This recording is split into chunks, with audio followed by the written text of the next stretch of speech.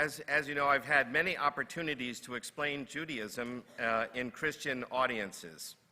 I often begin with the story of Hillel, who was asked to explain to a pagan everything he needed to know about Judaism before he would convert.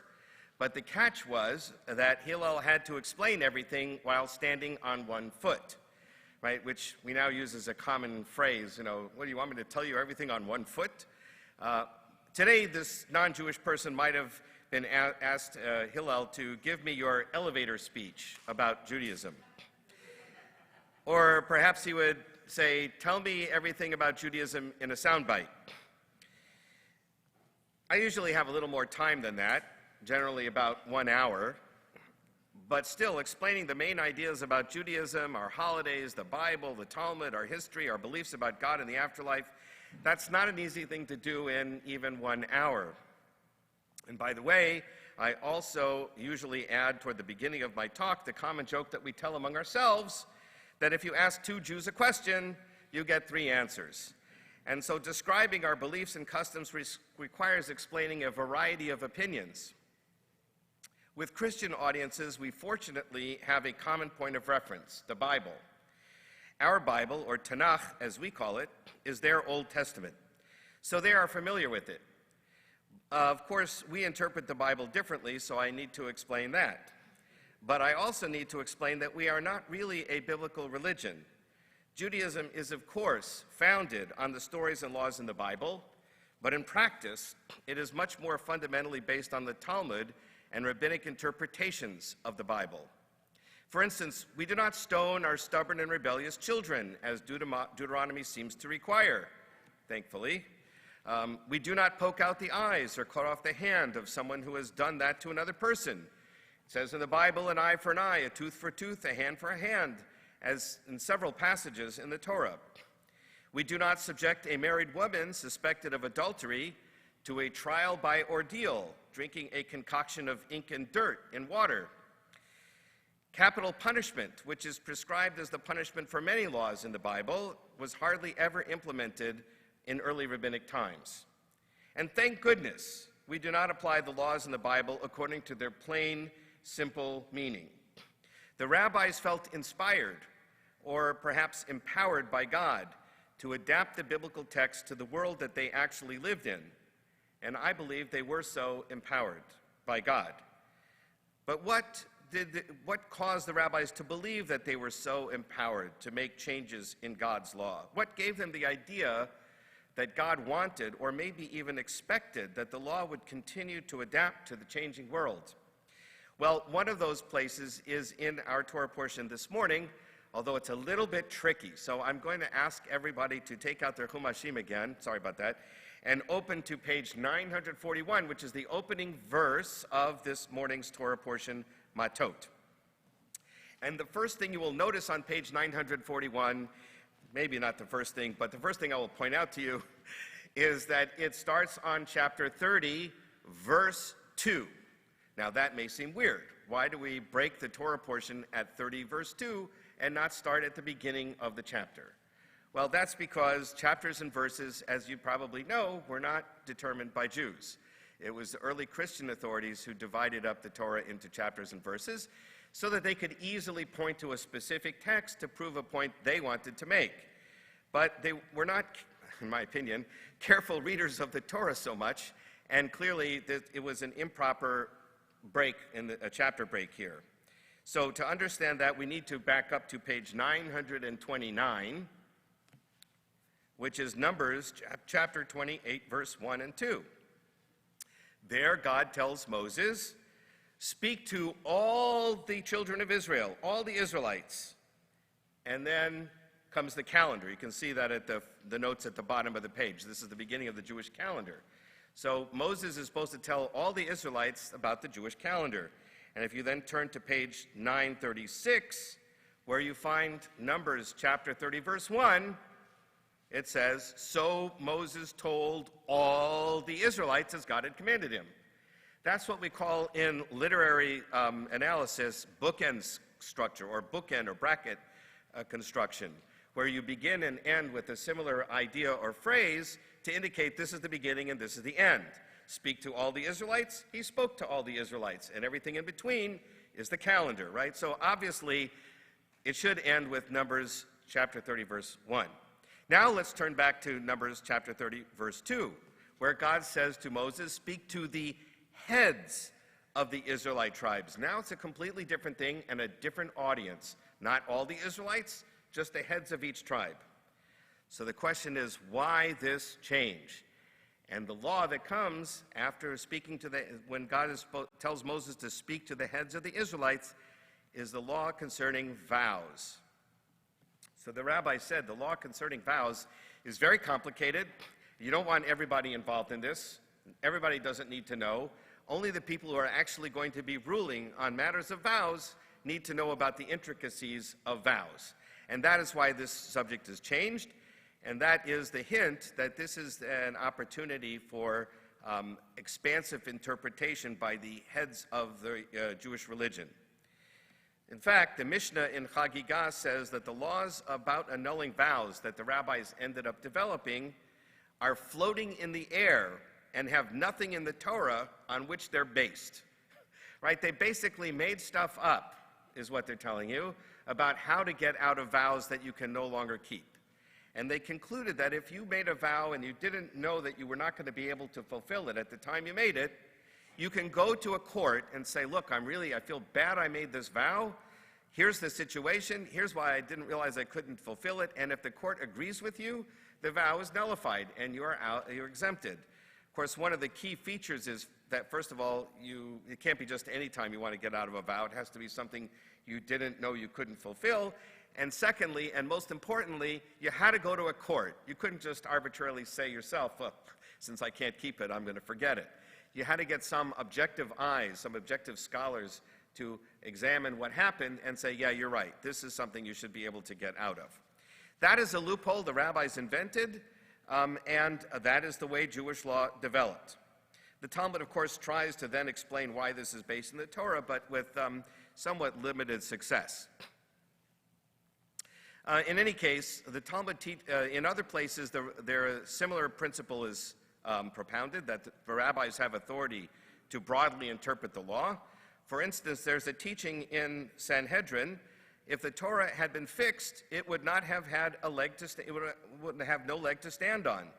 That is, it would be unstable and could easily fall. If it was just a fixed law that was supposed to be forever, it would soon topple over. That's why the Torah says God spoke to Moses. God didn't carve it all into stone. He left much of it oral, so it's more flexible. And Moses asked, well then, how do I know what the final outcome of the law should be in each case? And God, in the rabbi's imagination, answered, follow the majority. When a majority says it's permitted, it is permitted. That's the majority of the court, right, with the Supreme Court. If a majority says it's permitted, it's permitted. If a majority says it's forbidden, it's forbidden. The law can be interpreted, they said, in 49 ways in favor of one interpretation and 49 ways opposed to that interpretation, or in a different interpretation. And therefore, you examine all the different possibilities, they take a vote, and the majority rules. Another example is where it says in Deuteronomy, go to the judges of your day. Why not go to the judges? No, of course we're going to go to the judges of our day. What other judges would we go to? Can't ask Moses anymore what the law is. So the rabbi said that's to teach us that whatever the judges of your day decide, that's how the law is supposed to be interpreted. We needed this flexibility to face a Judaism without a temple. The rabbinic enterprise, which became what Judaism is for us today, was basically a response to the destruction of the temple in Jerusalem. How do you construct a thriving religion, a vibrant religion, when the center of the religion, the temple, has been taken out of the picture? And the rabbis needed the flexibility in order to do that, and they were quite successful, because here we are 2,000 years later, still following the path that they laid out for us. But this flexibility required imagination and an oral interpretation. Interestingly, according to modern scholarship, the Talmud was intentional in creating this process. So, as you know, the basic kernel of rabbinic tradition is the Mishnah, which was finished in the year 200, explains all of Jewish tradition as it stood at its day in the year 200, the different holidays and life cycles and business dealings and so on, all laid out in the Mishnah. The Mishnah then became the text of study in the academies, but there were two major communities in the Jewish world at the time, one in Israel and one where we call Babylonia. Even though it was now the Sassanid Empire, we still called it Babylonia. So there's one in Israel, one in Babylonia, and they each produced their own commentary on the Mishnah, the Jerusalem Talmud and the Babylonian Talmud. The Jerusalem Talmud comes to specific conclusions on almost every case. You know what the law is. The Babylonian Talmud seems to relish argument and debate. They rarely come to an actual conclusion. They present many different factions, and it takes a very close reading to figure out what you think they thought was the most important decision, what the actual ruling was. And modern Talmud scholars say that was intentional because they wanted Judaism to remain flexible, so they presented a variety of opinions to encourage questioning and interpreting. You have to consider, we can also consider the famous story of Moses in Rabbi Akiva's Beit Midrash. Many of you know this story. So the story is Moses is up on Mount Sinai getting the Torah, and God is writing the Torah himself, as it were, and making it in a very ornate font that scribes use when writing the Torah with all the little curlicues. And Moses says, why are you wasting time with the curlicues? Just write it out in simple script. And God says, there's going to be a great sage, hundreds of years later, who's going to interpret all of these curlicues. And Moses says, wow, that's fantastic. Can I see this guy? Right? They didn't have time travel back then, but God is God. So he transports Moses hundreds of years into the future. He's sitting in Rabbi Akiva's Beit Midrash at the back row, and Rabbi Akiva is expounding the Torah. And Moses, according to the story, is confused and perplexed, does not understand the conversation at all. However, one of Rabbi Akiva's students then says, Rabbi, how do you know that this is the law? And Akiva answers, Zo halacha leMoshe miSinai. This was a law that was given to Moses at Mount Sinai. The same Moses who's now sitting at the back of the room and doesn't understand what they're talking about. However, Moses, according to the story, was then satisfied that some way what he's discussing is a product of the program that Moses had initiated with the Torah. And in a similar way, we can think about all the cultural changes that have taken place in our society in the past 200-some years. Cars, planes, phones, email, Facebook, Snapchat, TikTok, Twitter, spaceflight, and all the religious diversity in our country today. These changes in our society have a profound impact on how we understand ideas of free speech and freedom of religion. The founding fathers, I believe, would be just as bewildered as Moses was in Rabbi Akiva's schoolhouse if they were invited to listen to the oral arguments in the Supreme Court today. They would have no clue what we're talking about with Facebook and Snapchat or the internet. And so we need people who can take the basic principles and find interpretations that meet the needs of our society today. Any legal system needs to have a mechanism to allow for change and development, or it will soon become irrelevant for the people it tries to serve. The mechanism must rely on experts, that is, judges, who are skilled in understanding and interpreting the law.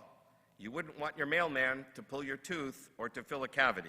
Similarly, you need to have a lawyer, somebody who's particularly good at law and understands the law thoroughly, to be a judge.